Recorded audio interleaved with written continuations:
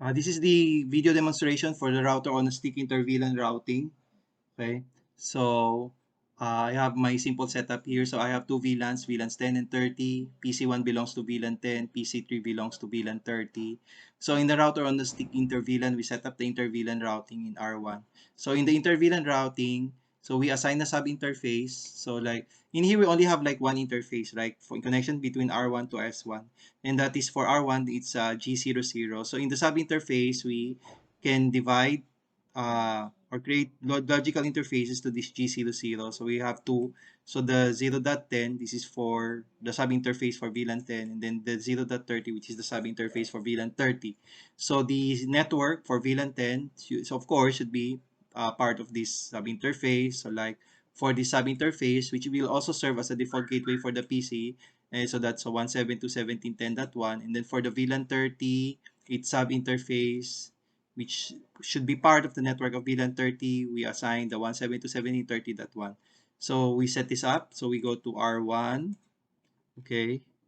So what we do here is we first activate the physical interface by typing in no shutdown.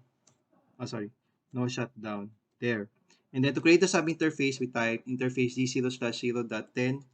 And then first thing we need to do is to encapsulate uh, this sub interface with the .1q protocol. This is the trunking protocol in the router, equivalent to 802.1q protocol in the switch. So this is for VLAN 10. So we assign here 10, that's the VLAN ID, and then we type IP address and then the IP address for this sub interface, which is 172.17.10.1. And then subnet mask is 255.255.255.0. Type exit. Now we assign the sub interface for VLAN 30. So 30, and then the encapsulation. So encapsulation.1q 30, and then the IP address, which is 30.1. Okay. So S1, the G01, connection of S1 to the router should be set up as trunk. So we go to that interface, G0/1, and we type switch port mode trunk. There, done. So what is next? Let's check the PC. There, no, make sure whatever sub interface IP address you assign for that VLAN, that should be set up here in the default gateway. So this is like for VLAN 10. And then in here, this is the for VLAN 30. Sub interface, yung G0/0.30. That will serve as the default gateway for the PC. So we click fast forward for this to turn green. What is expected is that these two PC should connect. Okay.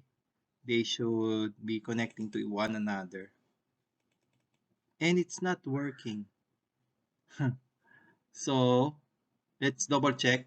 So for us to double check, we type the running config, do show run. Maybe there's something that we missed. We already activated this. We assigned that, right? For the VLAN 10, 172.17.10.1, and for VLAN 30, 172.17.30.1. Okay. I think it's perfectly fine. Okay. I'm double checking the IP address assigned. Let's check the routing table. Do show IP route. Check the routing table. Be able to see now the two VLANs, right? VLAN 10 and then VLAN 30. Okay. So we double check this one. Uh, do show run G01. I'll just check on something. This one. It's G01. That's right. Anyways, let's go to the command prompt to check. Say ping 172.17.30.1. That's on the other side. Okay.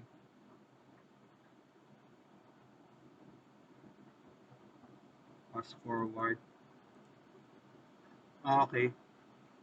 It's not connecting. Let's check the VLAN table. Yung port 11 is still not assigned in port 6. They're not on the same VLAN. Okay, so like in here, I'm like somehow showcasing troubleshooting technique, right? So do show VLAN, check the VLAN table.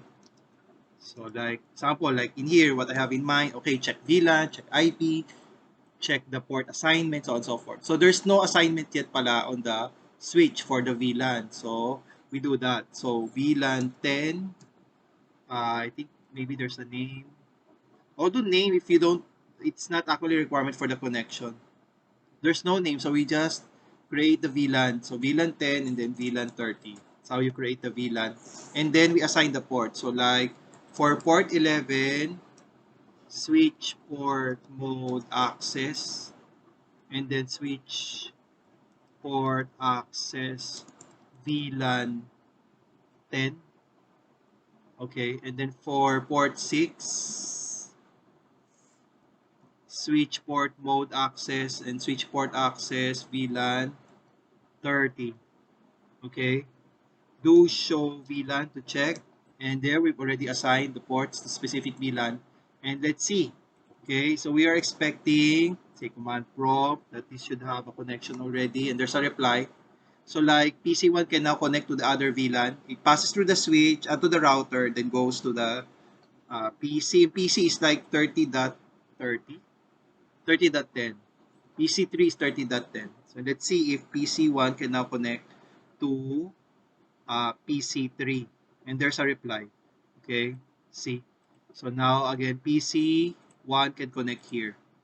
And if you use like trace route, if we were to trace route, no, trace route, the connection of PC1 to uh, PC3, it goes into to this 172.17.10.1, which is the R1. That shows that when PC1 goes to PC3, first goes to R1 and then R1 goes to R3.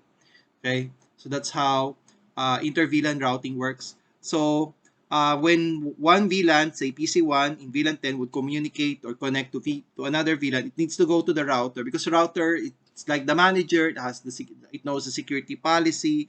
So that's the model in our network infrastructure design. Um, so that's why we need to set up router on a stick when we want to communicate between or connect between VLANs. And this ends this discussion. I'd like to thank you for listening.